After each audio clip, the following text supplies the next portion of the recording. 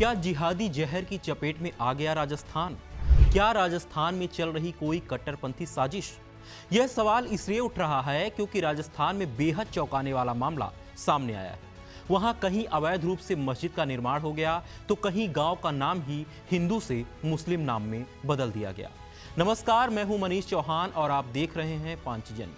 इस वीडियो में हम बात करेंगे राजस्थान के जैसलमेर जिले में हुए उस षड्यंत्र की जिसने न केवल देश की सीमाओं की सुरक्षा पर सवाल खड़े कर दिए बल्कि यह भी दिखाया कि कैसे कुछ कट्टरपंथी ताकतें हमारे ऐतिहासिक और सांस्कृतिक प्रतीकों को मिटाने की साजिश रच रही हैं। दरअसल बीते 10 जुलाई को जैसलमेर के बासनपी गांव में झुंझार धरोहर संरक्षण समिति के कार्यकर्ता वीर योद्धा रामचंद्र सोढ़ा और हदूद पालीवाल की ध्वस्त की गई छतरियों का पुनर्निर्माण कर रहे थे। तभी कट्टरपंथियों की भीड़ ने कार्यकर्ताओं और पुलिसकर्मियों पर हमला कर दिया। उस घटना में कई लोग घायल हुए, जिनमें पुलिसकर्मी भी घायल हुए थे, जिसके बाद पुलिस ने इस हिंसा के मास्टरमाइंड हासन खान समेत 23 लोगों को गिरफ्तार कर लिया। लेकिन सवाल उठता है कि कट्टरपंथियों ने हमला क्यों किया? क्या ये सब अचानक से हुआ? तो इसका जवाब है नहीं। ये हमला अचानक नहीं बल्कि एक सुनियोजित साजिश का हिस्सा था जिसकी जड़ें साल 2020 से जुड़ी हैं। दरअसल करीब 200 साल से बासनपी गांव में इन दोनों योद्धाओं की छतरियां थी। 2020 में कुछ असामाजिक तत्वों ने उन छतरियों को ढहा दिया था। यह मामला भी सदर पुलिस थाने में दर्ज किया गया था, जिसमें सोराब खान, जामीन खान, अता मोहम्मद, रहमान खान और अन्य पर आरोप लगे थे कि इन लोगों ने उन छतरियों को तोड़ा है। हालांकि राजनीतिक दबाव के चलते इन पर कोई कार्रवाई नहीं हो सकी। उसके बाद झुंझार धरोहर संरक्षण समिति ने 30 अगस्त 2021, 22 नवंबर 2022, 2023 में 2 जनवरी और 21 जून को पुनर्निर्माण करने का प्रयास किया, लेकिन बात नहीं बनी। आरोप है कि पूर्व मंत्री सालेह मोहम्मद ने भी इस कार्य को रुकवाने में भूमिका निभाई थी। हालांकि सत्ता परिवर्तन के बाद समिति ने दोबारा निर्माण कार्य शुरू किया। प्रशासन की मौजूदगी में मुसलमानों ने सहमति भी दी थी, लेकिन बाद में पीछे हट गए और हमला कर दिया।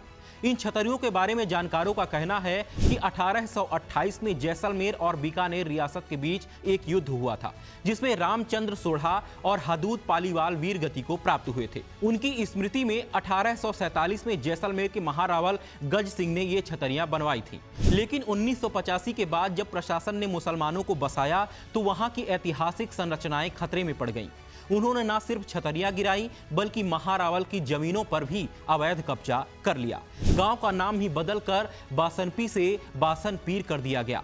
यह सब केवल सांस्कृतिक आक्रमण नहीं है बल्कि एक बड़ा जनसंख्या और भू राजनीतिक षड्यंत्र भी है। सामाजिक कार्यकर्ताओं का कहना है कि जैसलमेर की डेमोग्राफी बदल रही है और यह क्षेत्र धीरे धीरे कश्मीर बनता जा रहा है। जैसलमेर में सिर्फ यही मामला नहीं बल्कि एक और ऐसा ही केस है जिसने पूरे प्रदेश को चौंका दिया। दरअसल जैसलमेर से लगभग 200 किलोमीटर दूर और पाकिस्तान की सीमा के करीब 8 किलोमीटर से पहले मांधला नामक जगह है। यह क्षेत्र प्रतिबंधित है। सीमा सुरक्षा बल और प्रशासन की अनुमति के बिना वहां कोई जा नहीं सकता। इसके बावजूद वहां एक बड़ी मस्जिद बन गई।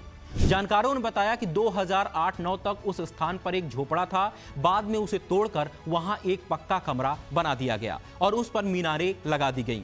इस तरह वहां मस्जिद बन गई। सीमा सुरक्षा बल ने इसका विरोध किया, लेकिन स्थानीय मुसलमान नेताओं ने अपने प्रभाव का इस्तेमाल कर उसे बनवा दिया।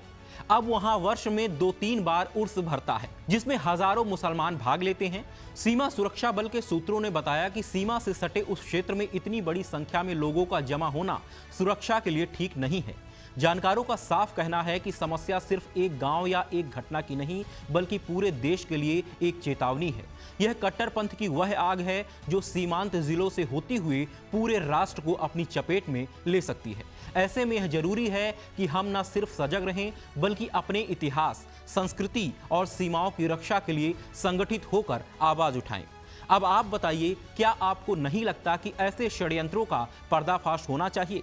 क्या सीमांत जिलों में हो रहे जनसंख्या परिवर्तन पर राष्ट्र को चिंता नहीं करनी चाहिए?